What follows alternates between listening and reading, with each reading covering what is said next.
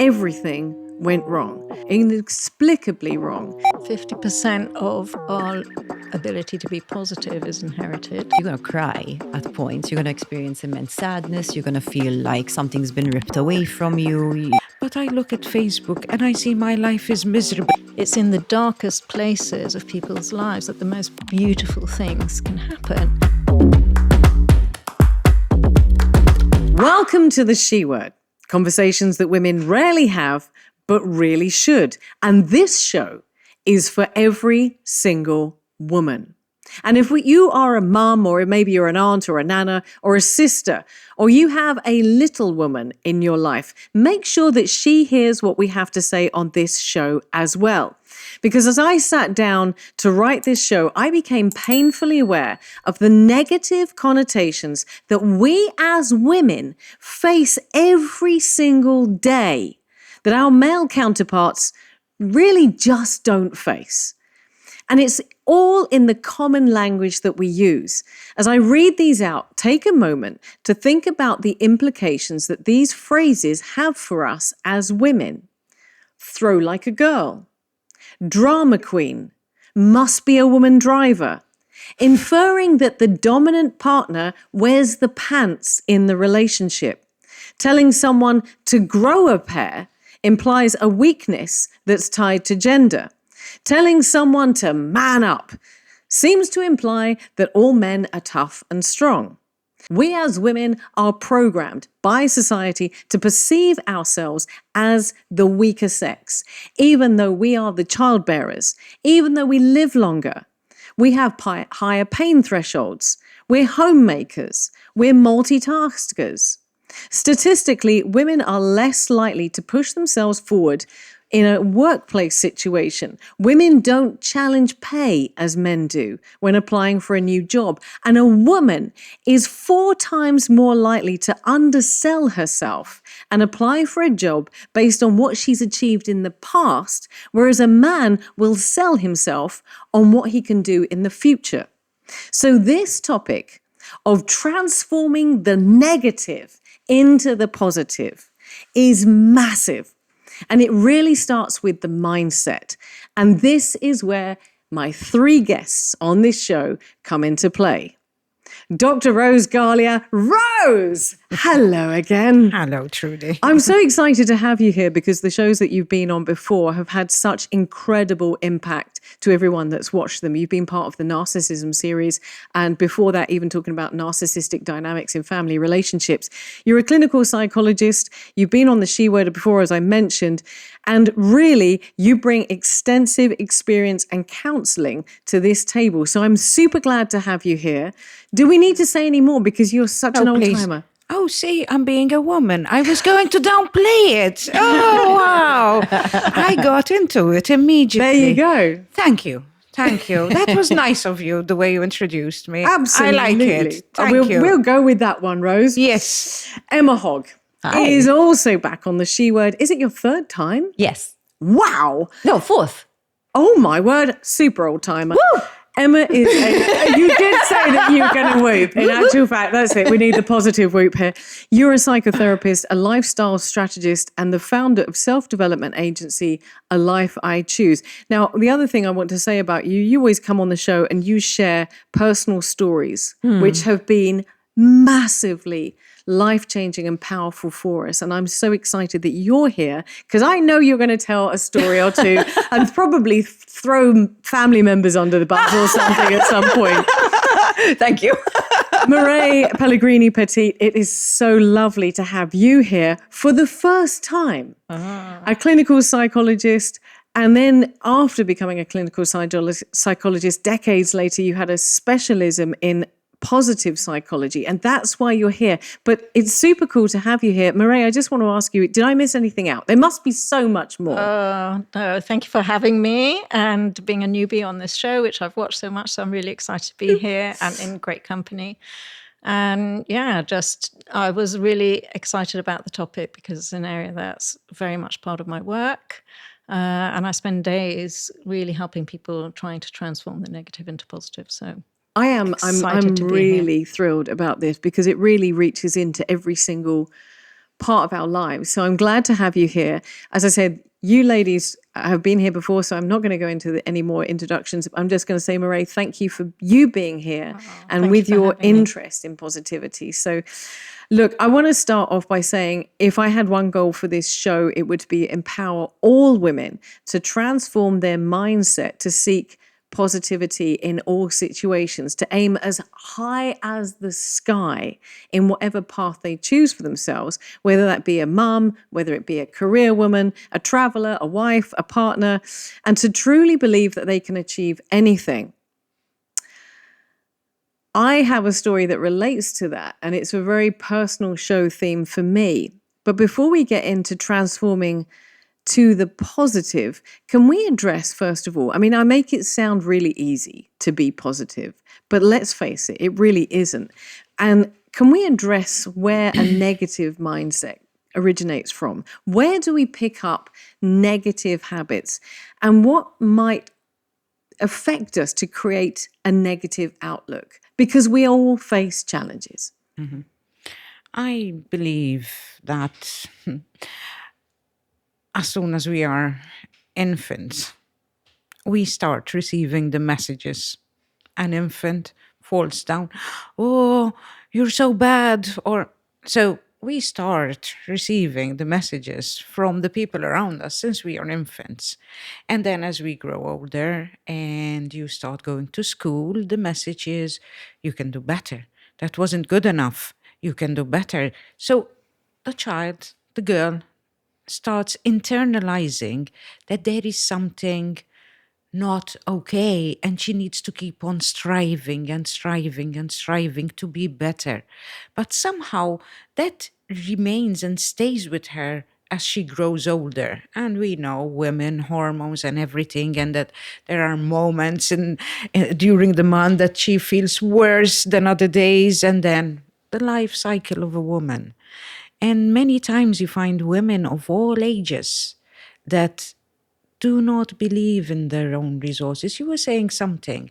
You said whether you choose to be in a career, a mother. I think many of us women are career, mothers, homemakers. We are all these. Absolutely. And we don't see it. And we don't acknowledge it. And we don't take it on. Because even the fact that we were raised many times, oh, girls need to be quiet, look humble, shy. So as the years went by, we kind of internalized this, and it becomes part of our self-language. Well, can I ask you, because I know that Emma, you're a mum, Rose, you're a mum, and Maria, you're a mum as well. And I'm the only non-mum at the table. And I have to say that through the she word, I have developed a profound, unbelievable respect for any woman who takes the path and chooses the direction of having a family. Because, I mean, it just take any tiny part of that, you create a human being within you and all the implications that has physically, mentally, emotionally, and then to see that through.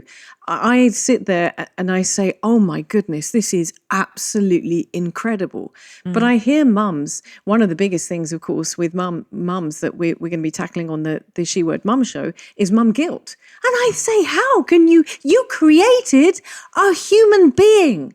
How can you feel guilt? How can you feel negative about that? It's a human being that's been in your body. Because the guilt serves a biological purpose to keep you close. Okay, all right. No, but it sucks. But there's a reason for it. Okay, fair enough. That stopped me in my tracks. But you see, as a non-mum, you know, I try to see why that. I mean, you guys must have something to add to what Rose just said there. I think also when you're talking about you being impressed with mums, who work and manage it all, they're always giving themselves, we give ourselves a hard time because we have this kind of real perfectionist kind of ideas, which we developed from when we were young to be good. We had to perform well. We had to do well at school. We got praised for doing all of that.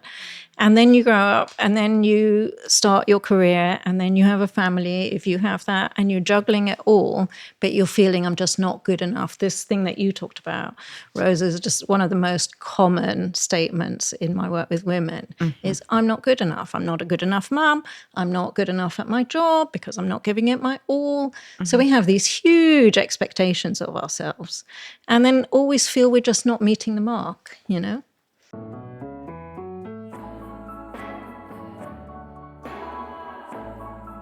Take care and enhance your beauty. Browns, empowering wellness through a selection of high-quality makeup brands. Something about the way you bounce makes me want to keep you around my mind. Something about the way you sound shakes me up and makes me get down on my.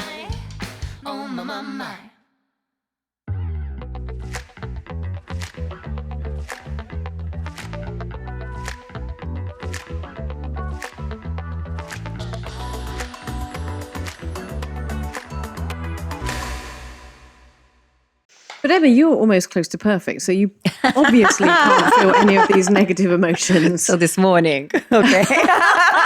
Here she goes. So this morning, my alarm went off at 6:30. And I was like, no, I need to sleep. I just turned it off and went back to sleep. And at 7:15, my son runs in, jumps on me, Mama, wake up, it's morning, wake up.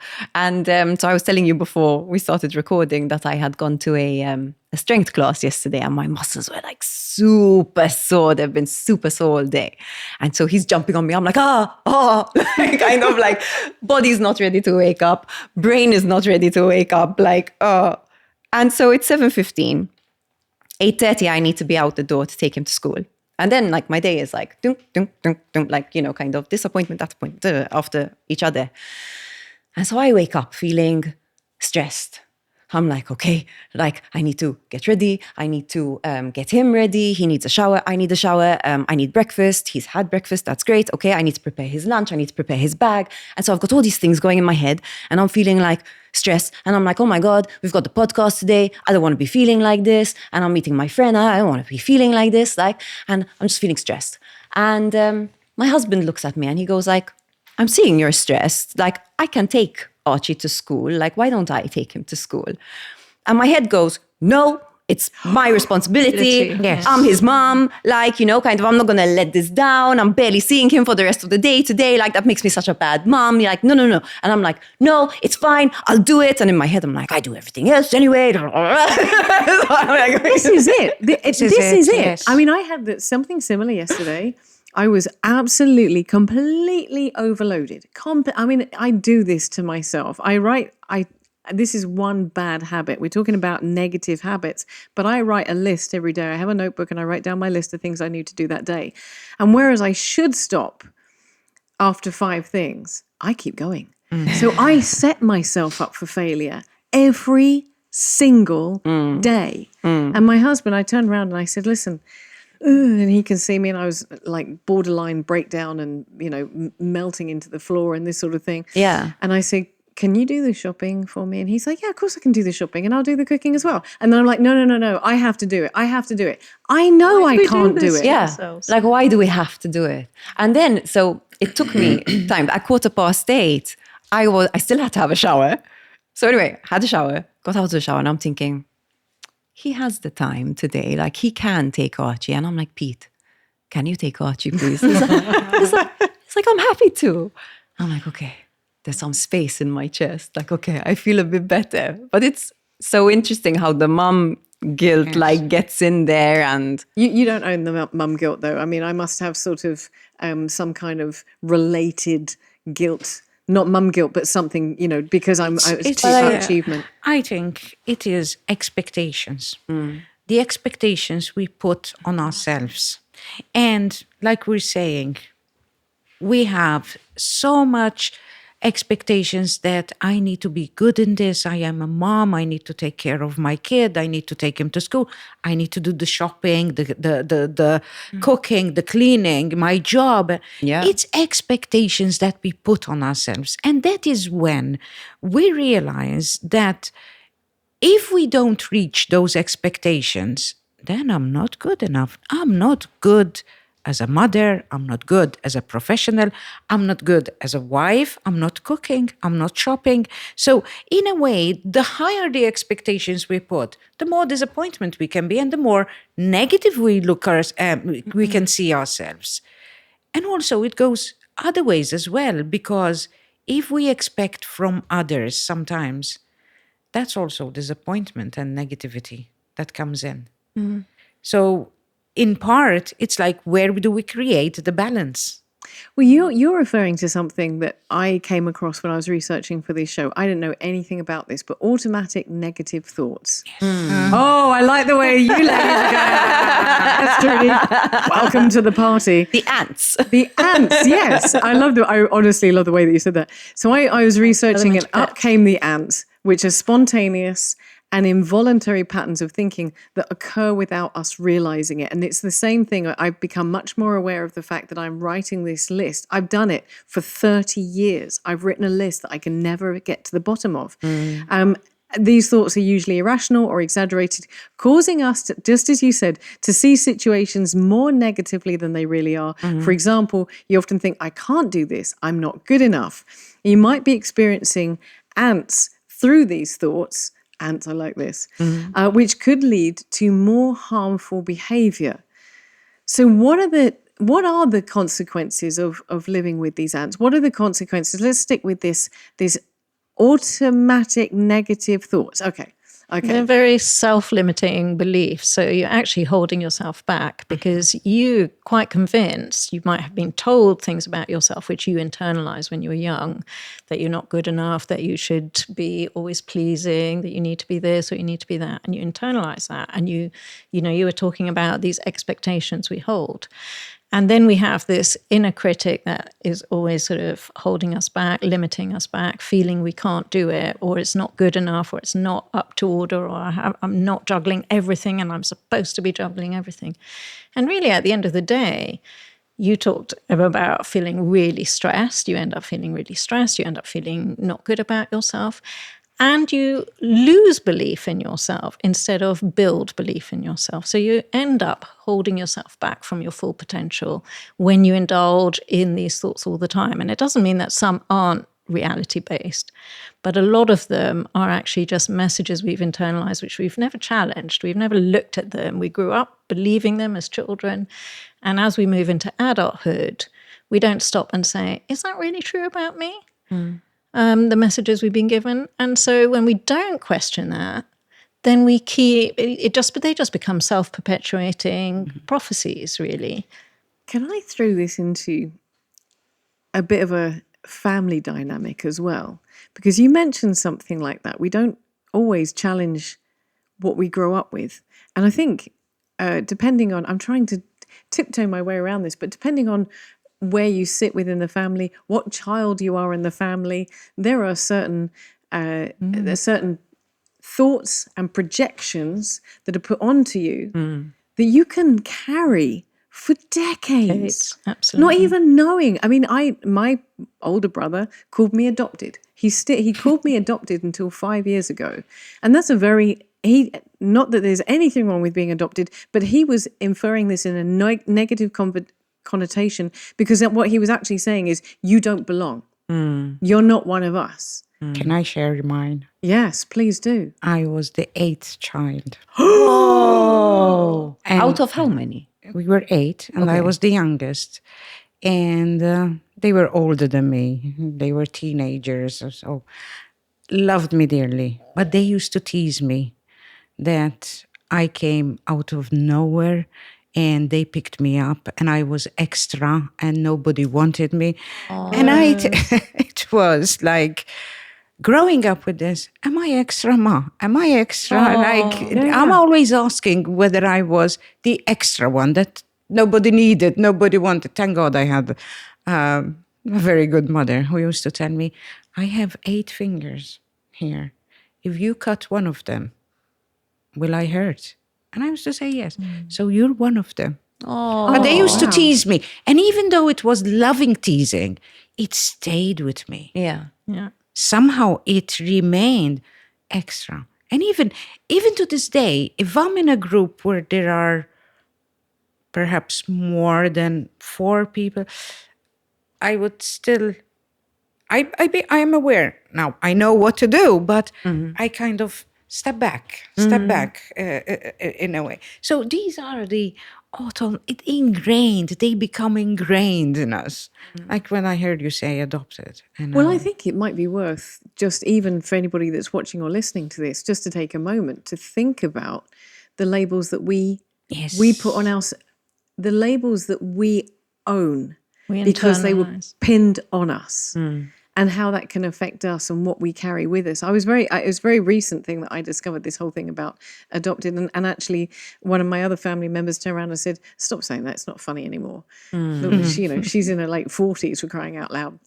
But it's true. I mean, I wanted to just to come back and with a I, practical I was example. listening to you, and you were talking about positions in the family. I was the eldest, just out of 2, but the message was you have to be the responsible one, the good girl. My brother was kind of naughty, so I had to behave and model and all of this, and it was very restraining. And I actually grew up feeling it'll be terrible if I'm not a good girl. Ah.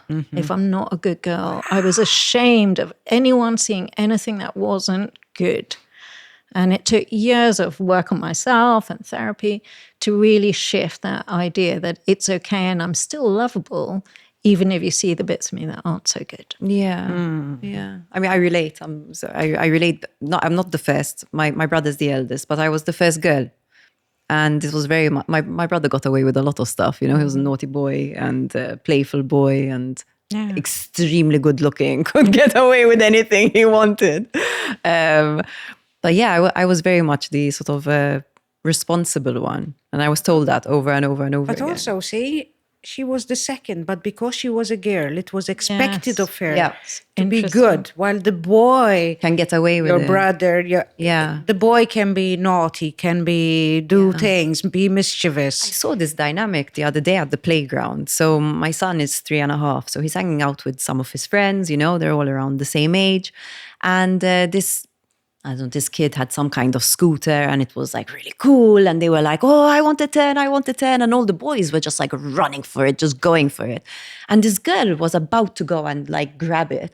And the mom stopped her, like, no, wait. And I know that the mom is so well-meaning and loves her daughter completely. But, it's Holding her there. back. It's like, Holding be a her good back. girl. While the boys are like, "My turn." Like, move over. Yeah, this is where I grew up a bit of a tomboy. I was pretty being there going, me, scooter, me. But I mean, I don't want to dwell too much on this, but I think it really is worth everyone taking a moment to think about those labels that we carry that have been there since the beginning, that somebody put on us. Emma and I have bonded over a Christmas wreath making session and also talking about the fact that we're both middle children. Yeah. And middle children carry a lot of labels. If you look at social media, and this is the nice segue into what we're dealing with now, but if you look at social media, it's always the middle child is the one that was ignored. Scapegoat. The scapegoat, the one that's a lunatic, the one that's crazy. There's always something wrong with them. Especially if you're the sensitive family member. Yeah, absolutely. act out. And we discussed over wreath making. I'll say it again because I've never made a wreath in my life, but it was Me good fun. neither. It was really good fun. We were bonding. We And both we will like, do it what the again. heck is that? But we were bonding also over the labels that we carry. And there is always an element of truth, but those labels really can be what we take on us to define us. But I want to bring this now. We've talked about where the origins of these ants, of these automatic negative thoughts. I love it. But of course, the society that we live in now is full of pressures and negativity for women. Because even if we had that before, now more, am I right? Am I not right in thinking more so than ever? Absolutely. Social media, I guess, even I mean, the media has been there, but now it's so available, so readily available.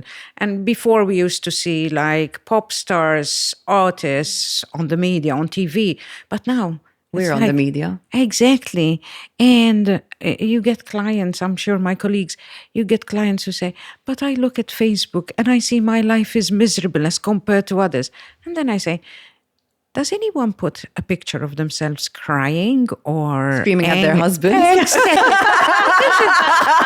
this is Menopause. I've tried. He stopped yes, I mean, is this the reality? It's such a false reality. Exactly. Isn't it? But people, but women particularly, I mean, most clients are women, come and say, but my life is miserable next to what I see on Facebook with my friends. And it's not the reality. I saw an incredible post the other day that just said, you know, if we get 20 likes on something we put up, we tend to think that we've not achieved anything. But if 20 people came up to you and said, hey, listen, well done, I love what you just did. Yeah, you'd feel be great. pumped. Oh, yeah, Yeah. exactly. You'd be pumped. Yeah. But we've raised the bar. We've changed the Expectations. Yes. Expectations. For sure. And it's also how we participate in them. I don't give a hoot about how many likes I get or not. So I'm not into that. Well, I'm the oldest one in the room. So, but the expectations. I did not get enough likes. Nobody shared this story. But we are participating in it. And the more we participate in that way, the more then we're going to be negative about ourselves, which eventually will become an automatic negative thought. It will. It's amazing, isn't it? Yeah.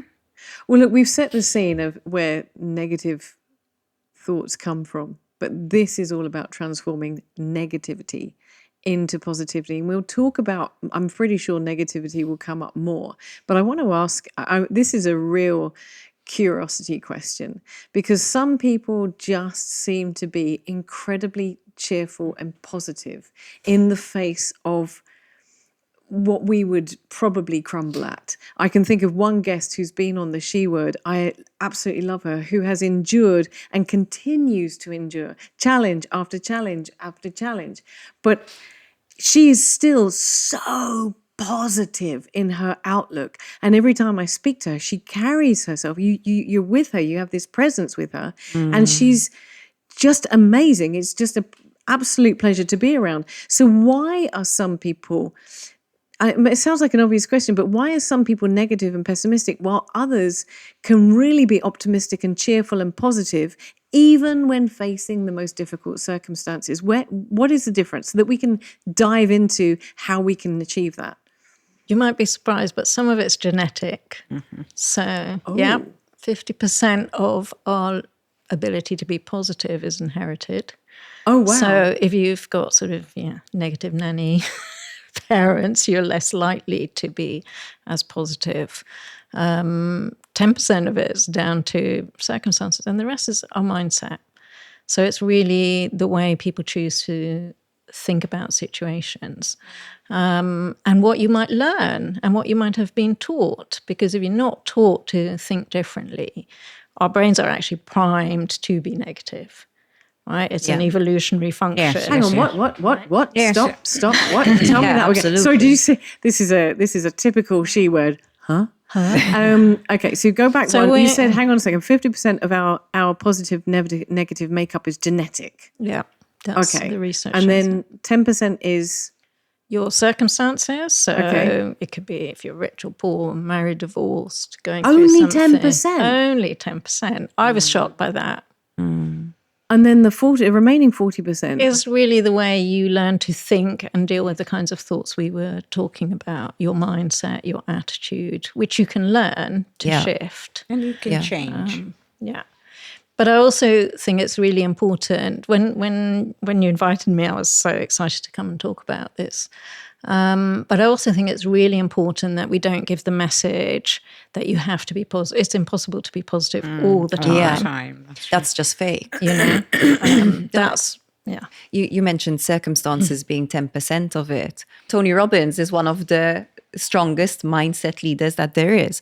But when you listen to him and follow him for a while, you'll realize he's not positive all the time. He speaks about sort of going through the pain, and he will cry. Like, I've seen him cry, I think a lot of people have seen him cry. So it's not about being positive all the time. That's not real. And in fact, a family system where everything's always positive is just, we're just it's fake. sweeping things under the rug. And that's a really painful environment to be in. So it's about going through the pain to come out into the positive. Does that make sense? Yeah. Yeah, yeah. Yes, and it's I mean, continuing on what Emma was saying, it's accepting what is. I mean, as there's a bit of Buddhism, suffering. Suffering, when we are humans, every human knows suffering. It's how we react to the suffering. If I'm in pain, you cannot avoid the pain, whether it is emotional, whether it is physical. If there's a loss, can you be positive about a loss? Jesus. I mean, so let's be realistic. We're not saying we have to be tra-la-la in the fairyland, but how we react. Yes, I'm sure everybody had losses, everybody had disappointments, but do we stay there? And the bad thing is, and becomes illness then, which could become pathological, is if we stay there. And I become a victim, and I become sad, and I'm becoming... So it's like, when I spoke about as well, the balance, it's important. Recognizing, yes, I've had a loss, it's sad. We mentioned circumstances, divorce, loss of house, loss of job. But then you see the resilience, like you were saying about Tommy Roberts. And some people are resilient. I've known people who suffered such losses. And it doesn't mean that they're not suffering and that they're not disappointed about the losses, but then how they shift it and look into other alternative ways of how to cope and survive in the circumstances. So this is where I'm getting to the crunch. Yes. Because we're going to talk about why in a minute, what the positive implications of being positive are. But you also mentioned, I want to come back just one second, because you mentioned health there, and doctors have found that high levels of negativity are more likely for people to suffer from degenerative brain diseases, cardiovascular problems, digestive issues, and recover from sickness much slower if they have a negative attitude. So we have every reason to be positive. But how do we get, because you said 40% of us is the mindset. How do we turn this around? What do we do practically to turn, I know we can't do it in like an hour, but some pointers to start us from, how do we get from a negative mindset and seeing whether there's something, whether there's a loss, whether there's something, we're just reacting to it naturally. But how do we get to this positive place? What are the practical guides? We know it's good. We know it's better for us. I think it's important to have that the outcome be emotional flexibility. Like, yes, there's a lot What that we does that can. mean? I'll explain. So basically, emotional flexibility. The outcome isn't to be happy all the time. It's to be able to feel whatever is coming up for you. So if there's a loss, you're going to experience grief, right? You're going to cry at points. You're going to experience immense sadness. You're going to feel like something's been ripped away from you. There's going to be a lot of different things that come up. It's the ability to kind of stay with whatever is coming up for you, make space for it so that you can process it and let it go, as opposed to it getting stuck. Or ignoring This, I think, it. is so important to get to the bit where you can start to transform and reframe and change things. You have to go through it. There's not an easy way to get there. So you have to go through that suffering. And actually, one of the things as people go through suffering, and probably you feel this as well, Rose, is helping people also find even meaning in that suffering can shift things and help people to shift their perspective around that suffering. But I think you have to process things before you can get into a place where you can look at things differently. And I think some people are better. You talked about, people who are just, and you mentioned it as well, who are so resilient, they bounce back. And I think they've learned to look at things and they've learned to be with their feelings.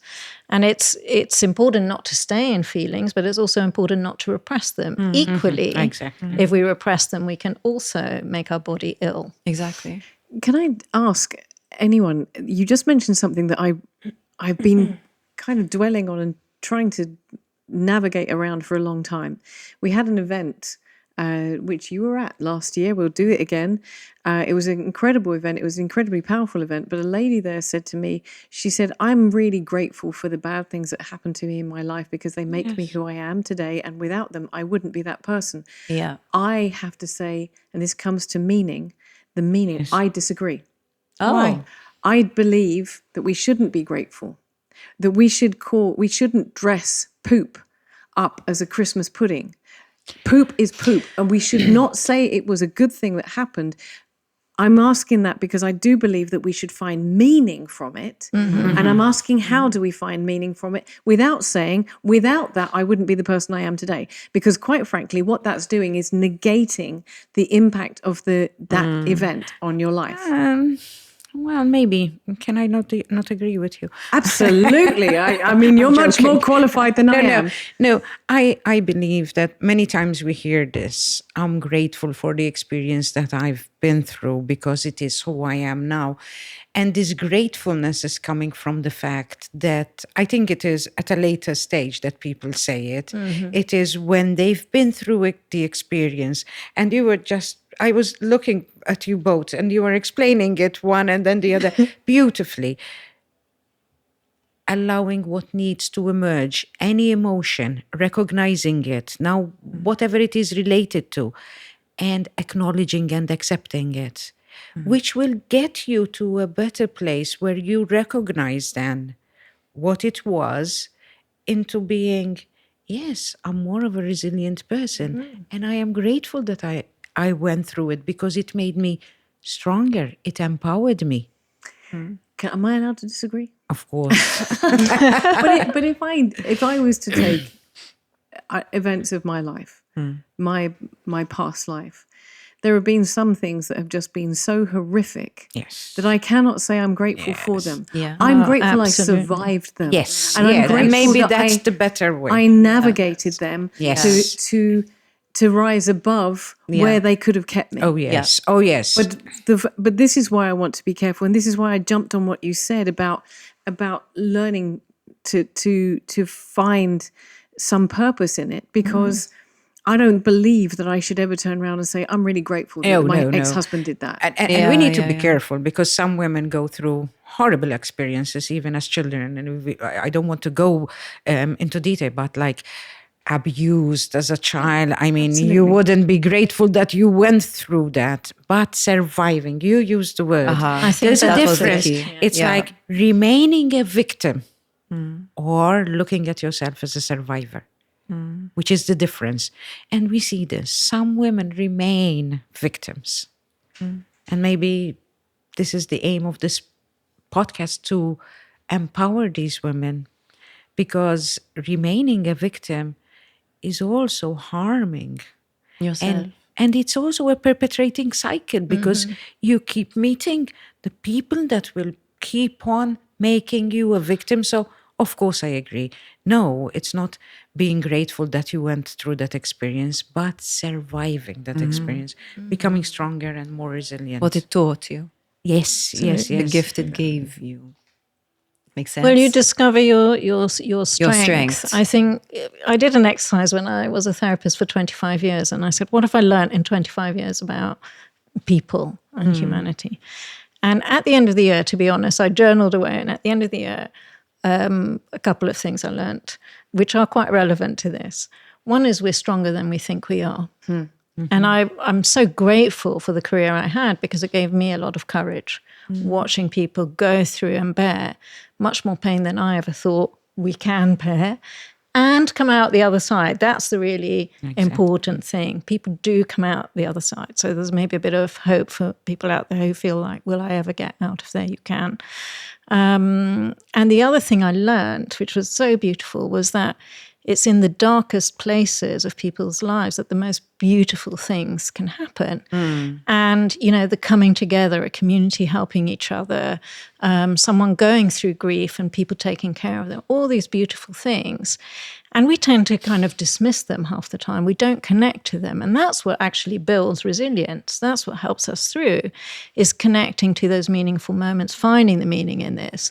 What is meaningful? It is horrible, of course, if you're going through something terrible. This is where, you know, that toxic positivity, you know, and people just give us messages, and particularly women, you know, like if you're emotional, like, come on, grow up, you know, put on your big girl pants, you're not allowed to be like this, etc. So we get all these messages that sort of tell us we shouldn't feel like we do.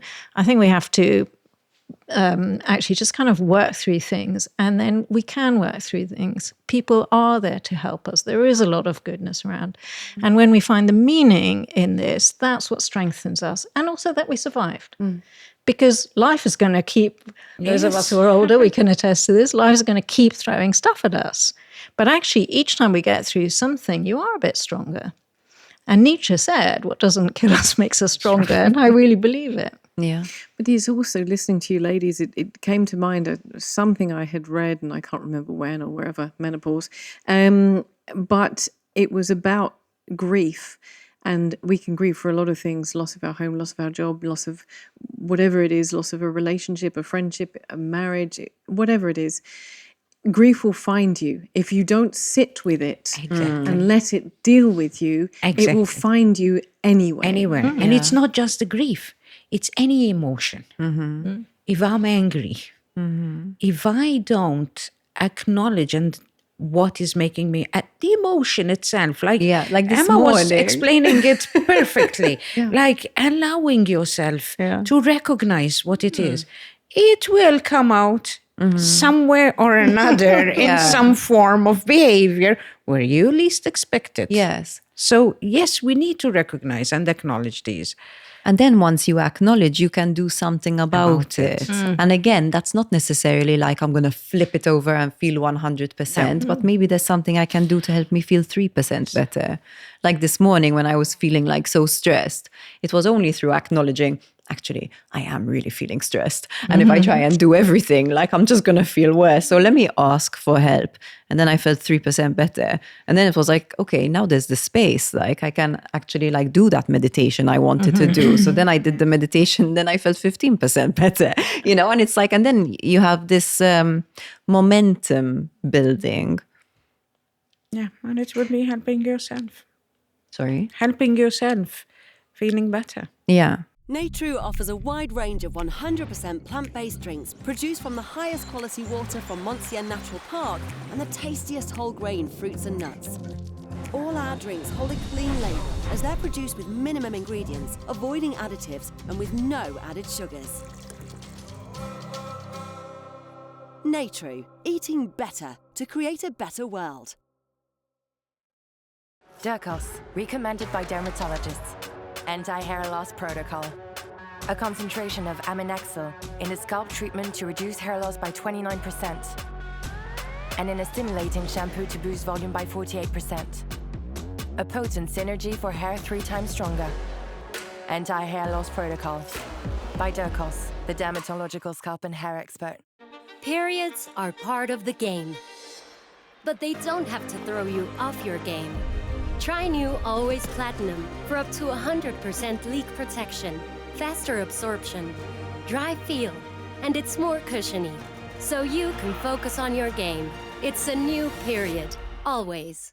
I want to keep coming back to these tips, these pointers, these guides that you ladies are sharing with everybody that's watching or listening to this about how you can move forward from a negative mindset to a positive mindset. But I want to come back. I'm going to just switch back to a different kind of negativity. We talked about ants. I feel educated.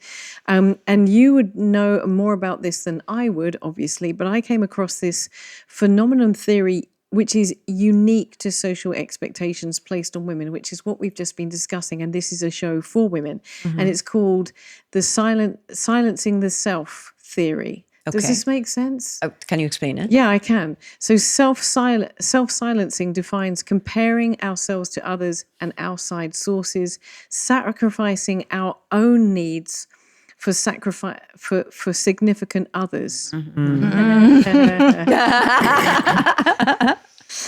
Staying silent to keep the peace in a relationship, and the pressure between what we really feel and what we're presenting to the outside world, which comes back to exactly what you were saying. And I think we've all done this. Yes, We yes. all do this. Yes, guilty as charged. Absolutely. And just so anybody who's watching this, we at the table are saying this is what we do as well. But this might help explain why women are twice as likely to be depressed as men. So I want to have a little look into this in a little bit more detail. And to have chronic illness. And to have, wow, yes, I hadn't thought about it. We just addressed health, didn't we? Yes, Yeah. yes. And chronic illness is a way that the body protects itself from agreeing to things that the soul is saying no to. Ooh, say that again, I because just dropped gold, baby. It's not me. This is like Gabor Mateus. I told Emma that I sit there and I listen to the show and people drop these golden nuggets. That's why Emma's like, I just dropped this golden nugget. Say it again. So chronic illness is the way that the body protects itself from the things that the soul wants to say no to. Wow. Ladies? I learned this because I had chronic illness for 5 years. And then when I was 30, I had a stroke. Oh, it's really Yes, I had a stroke when I was 30. And it was a transient ischemic attack. So it Which didn't is go a mini full stroke. blown. Yeah, Exactly. yeah, yeah. I was really lucky. No, and the doctors, like any doctor I tell me is like, you're really lucky. Like, I'm like, I Yes. know, like I have angels. But sometimes people sometimes people almost don't believe that I was diagnosed with chronic illness, like fibromyalgia, because they look at me and they say, but like, you're so active and you have a business and you're like, you do all of these things. But I don't identify as having a chronic illness anymore because through the process, like I learned that I needed to put down a lot of boundaries and stop saying yes to so many things. And it's not that I'm at a place in my life where I'm like, I've got it. Like, I never say yes to things that I should say no to. I'm still advocating for myself. Like, even within my marriage. Like, I think that marriage is one of the biggest things that is kind of like sold to us in the most bizarre way. Like, it's supposed to be this pleasant, easy, like love, romantic filled life. And it's like, actually, it's a lot of advocating for yourself. And yes, it's amazing. It's a partnership and it's team. And I'm super grateful for my husband. And I feel I picked well at this, and I was lucky. At the same time, it's a lot of advocating for yourself because of all of the like cultural conditioning that we receive. Advocating for yourself means what? Standing up for yourself, having a voice, saying Retaining For your your needs. uniqueness and your individuality within the couple and exactly. the relationship. And as a woman, especially. Exactly, I was going to say that because for a woman within the relationship, particularly, and you're young and Trudy, we discussed this in the previous, it's like we were educated to silence ourselves, to kind of accommodate ourselves in the relationship. So what Emma is saying is so true. And I'm looking at her with admiration for her saying this, advocating for myself in the relationship. Yes, young women. Yes, young wives. What Emma is saying is healthy. Yeah. It's so we should healthy. be standing up for ourselves, not losing ourselves. Exactly. And not feeling guilty about our own About it, needs yes. as well. And I think it's not just as a wife and so on, even in the workplace. I coach a lot of women in the workplace. And again, always accommodating everyone else, not feeling you can speak up for your needs, not going to go and ask for that raise that you actually deserve, not charging what you deserve. I've done all of these things, by the way. Yeah. And we're just conditioned that my needs are not as important as everyone else. I need to take care, right? When I became a mum, I need to take care of my kids. I need to take care of my husband. I need to take care of the family, my friends, my clients, always about everyone else. And for me, a liberating time in my life was the menopause, and something snapped and my children grew up, and I was like, now it's my time.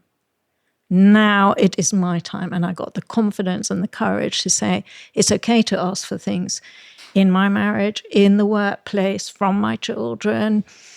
I think it's worth saying this. I'm just going to touch before I pass to you, because I'm going off on a side street for a second. But there is this wonderful thing that happens when you hit the menopause. And that is that, as you just said, you kind of feel that freedom to be who you are. It's a terrible shame that it's the point in your life where your body's giving up on you.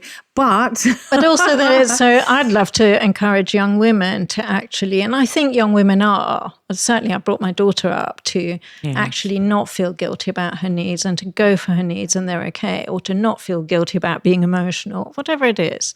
And I think we need to really help young women. I want, the younger generation to feel much more confident, much more okay, much less guilty about having needs. And the way I see it is when we advocate for ourselves, we're actually able to stay in the relationship. If you don't advocate for yourself and your needs aren't being met, ultimately you're going to fall out of love with your partner. You become, yes. Some form of resentment will be built. Exactly. Because let's say you start seeing yourself, like you hinted at it, oh, he has time to take my son. So then what happens if she took it on? That no, she's rushed and she needs to go. I'm just taking No, I'm with you, because the narrative goes there sometimes, and I have to catch myself blocking myself. Yes. And then it becomes, so earlier on I said how we participate in it. Yes. How I have participated in the victim mindset. Exactly. And that's I'm stuck here. Expectations, no, because I should be taken. When he is saying, I can take him myself. But then because not to feel guilty because I'm the mother and I'm supposed to be doing this. So it's resentment will start building up. And then once I let him help me, I actually You're felt relieved. better towards him. And if I didn't let him help me, I'd be like...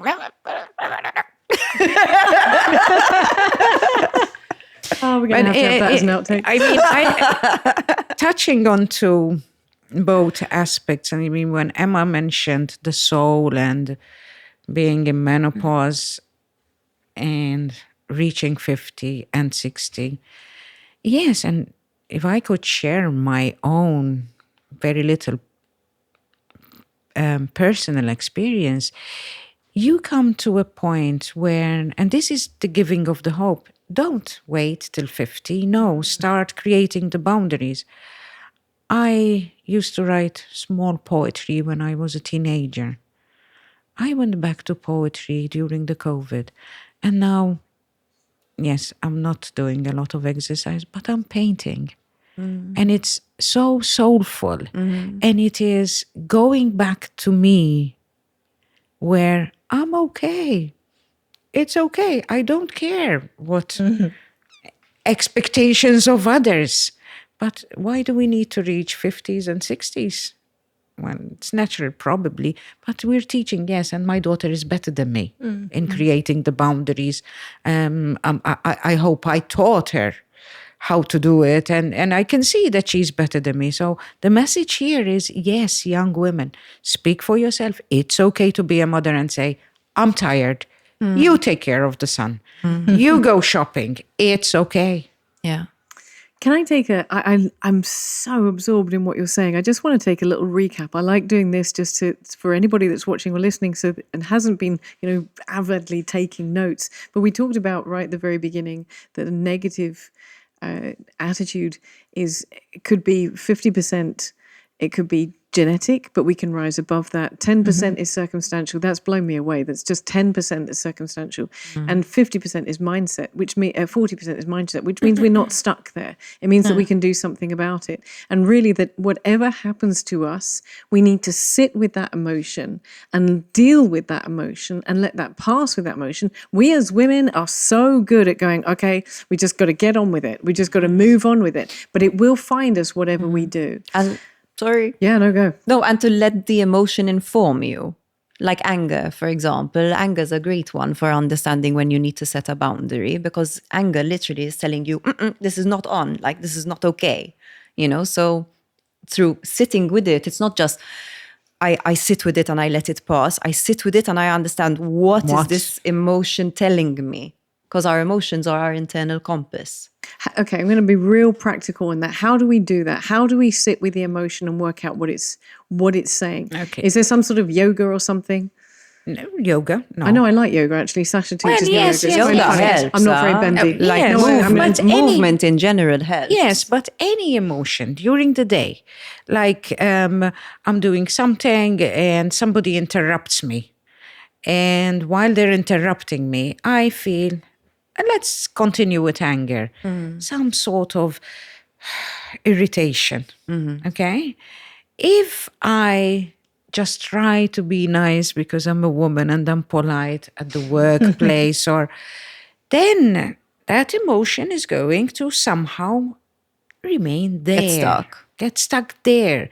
So next time, it's like building up. It stacks. Yes. And then you it go stacks. home yes, where you're yes. safe, and your husband will tell you something. And you you're boom. Oh my word. Yeah. Wow. So we can stack up emotions that don't relate to the outcome at all. Oh, yes. Oh, yes. Wow. Oh, yes. So then what? So we have to just understand what we're feeling in the moment. And like if I'm getting the irritation, somebody walked into my office while I'm doing something and they interrupted me. And I can say, okay, this is making me irritated. And what I can do, create a boundary. Could you please knock next time? I was doing something and I got distracted. Yeah. So that's something simple. I recognize the emotion, what brought it on, and acted upon it. Yeah. And this comes back to advocating for yourself. Exactly. Yes. Standing up for yourself Yes. and creating these boundaries, because these boundaries will give you the room to be able to breathe. And with our kids as well, right? Like, for example, so nowadays there's a lot of awareness about emotions and letting your kids feel their emotions. And that's great. That's something that never happened in the past, right? It was just shut up, go to your room, like stop making a fuss, Now it's like, you have a feeling, let's stay with the feeling, let's listen to it. And it's beautiful. But at the same time, what's happening in some dynamics is that then the kid's emotion rules. Yeah. And that is equally dangerous.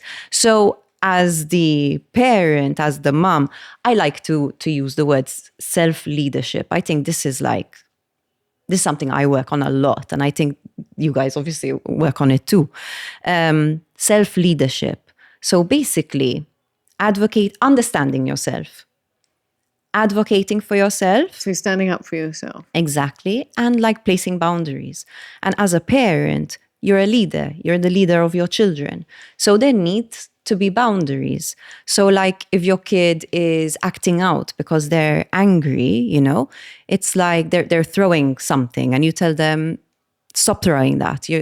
That's not okay. And they throw it again. And you can look at them and say like, listen, I see that you're feeling angry. At the same time, it's not okay to throw this, so I'm going to take it away from you because I can see that you're having difficulty right now managing that. That's a boundary. And we need to put boundaries down with our kids because they feel safe. When you put boundaries for your kids, they feel safer. Exactly. And it's maybe adding on to that as well. I think that's absolutely spot on. And then getting that child to think about, what can we do with our emotions? Yes. Because I think we also need to teach people what we can do with our emotions. Yeah. I mean, in our generation, that those conversations just didn't happen. So you just, I mean, no surprise I went into psychology, to understand it all, understand my own emotions. But that's another thing, is just really empowering young people and young girls as well to really understand their emotions. It's okay to be emotional, whether you're a girl or a boy, because then boys also have that kind of, you're not meant to be emotional. And then it's not just enough to just be with that. And it is important to put a boundary of how we express an emotion. So take anger. We talk about it's a bad emotion. It's absolutely not a bad emotion. It's a good emotion. It's how you manage that emotion that could be good or bad or helpful Being or emotional not. doesn't give you a free pass to be a dick, like, in other words, it's like, how do you manage it? Or throwing your child throwing stuff. Exactly. That's not the way to manage. You're angry, but that's not how can you manage it? And really also empowering, kids to figure out what works for them, because how I manage my anger is going to be different to how you do. And setting those boundaries of what's okay and what's not okay. Okay. I love that. I want to bring that into a wider context as well, because we've talked about parenting quite a lot. But let's say we are talking about someone who's dealing with a very negative influence in their life at the moment. We're talking about boundaries as well. How do we go on to that? So we've got this whole transitioning our mindset from the negative to positive. We know that these influences, we know that social media, we know that family members, we know that children can all project this negativity. How do we, even when we've sat with the emotion and it's still coming at you, day in and day out. I had one of these weeks this week. I mean, you could not script this week. Everything went wrong. Inexplicably wrong. The hairdryer stopped working. I know they sound like small things, but the hairdryer will stop working for no apparent reason. It smelled like it was on fire. Oh no. We turned it off, we put it there. And about half an hour later, my husband came back and turned it on, and it was absolutely fine. You can't explain the things that have happened this week. This happened to my laptop. It happened to my car. It happened to our toaster. It happened. Everything just stopped. And I just turned around to him and I said to him, I can't seem to get a break. I can't seem to get a break, like a breath. I'm excited because this is kind of the stuff I love to work with. Yes. Oh my word. My toaster has excited the table. I'm excited to see what you're going to say. So, and it's reminding me of what you had asked me. What did you just say? And that is that our brains are hardwired with a negativity bias. Okay. So what you did this week is you noticed the negative thing, it annoyed you, got in a bad mood, then negative things are like Velcro to our brain. They just stick, right? What a good metaphor. And the positive are often like Teflon. We just let all the good stuff slide and we are primed. And it has that evolutionary function. When we were cavemen and whatever, we had to look out for danger. And we still have that kind of tendency in our brains, yet it isn't as negative as we're seeing it. So actually, one of the things that we encourage people to do is it's not ignore the negative. The negative is just a normal part of life. Things go wrong, stuff happens, you feel down, you feel anxious. Simultaneously, though, I talk about widening the lens and looking out for what's gone right. So a lot of the work that I do is about actually teaching people, even a simple exercise you can do driving home from work, is what are 3 things that went well today? Yeah. And why did they go well? And how did I do that? And to get curious about what goes right. And then you'll notice that you start noticing other things that went right. Yeah. So just as much as you went, this is the week from hell, which we do, right? And this went wrong, and then this went wrong, and this. Actually, that's just your brain letting all these different things stick to it. And you're ignoring all the stuff that went well. And there are tools that help you to do this, like that journal I had given you, the 5-minute Yes, journal. I love that. The I love grey the one. 5-minute journal. Gratitude. But also, if we go back, adding on to this it's like if you stay in that mood, whatever you do, the rest of the day, anything that happens, even if the sun comes out, oh, I did not bring my sunglasses. Life is where you put your focus. Exactly. And sometimes, with my clients, I say, we just need to change the language. Oh, absolutely. And the focus. And the focus, yes, change the language. Oh, the Yeah. sun came out. This week when it was raining and the sun came out for just a few minutes, an hour, half an hour. Oh, wow, how nice. I stood outside. I felt warmer. Yes, yes. But if you remain in that, Yeah. anything that could go wrong went wrong. Then anything that's going to come your way is going to be wrong. You're going to perceive it as wrong.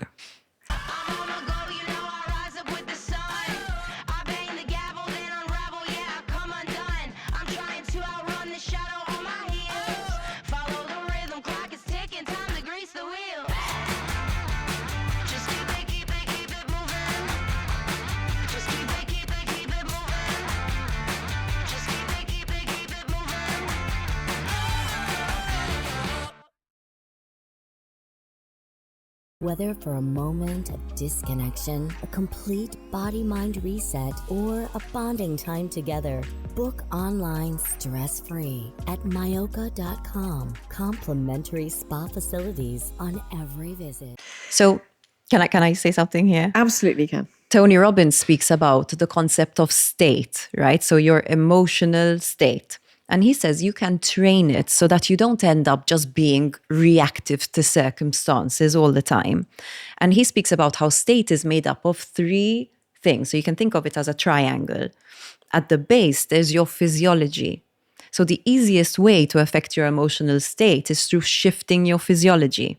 So this is one of the reasons I love to exercise, because you get into a positive state of mind because you're releasing endorphins, you're It's like you're shaking moving. up that silty soup of Exactly. negativity. You get stress out of you. Exactly. So physiology is one of the easiest ways. Then there's focus. He also says life is what you focus on. So, the sun comes out and, I don't have my sunglasses, or, the sun feels so nice and warm on my body, So what am I focusing on right now? Where's my focus? What am I choosing to believe about this situation? And then the third one is what you mentioned, language. What language am I using right now? Am I saying, I'm such a bad mother? Or am I saying, I'm a good mother who shouted? Ooh. Yes. I like that. And all of these things contribute to your emotional state. So it's like, choose what emotional state do you want to be in the majority of the time. Not to become a robot. You want that emotional flexibility, but what's the emotional state you want to train yourself to be in the majority of the time? Because I think as you start to discover your strengths, as you discover there's good things you contribute, good things about you, good things you can contribute to the world, then you just keep fulfilling all your potential. Mm-hmm. I just want to ask you though, just on something you said, if for anybody who's listening or watching this and is thinking to himself, I don't even know where to start with this journey of self-discovery and find out where my strengths are, they can always get guidance. They can always come to someone like yourselves and ask for help to do that. Absolutely. And there's lots of online things you can do as well, strengths tests.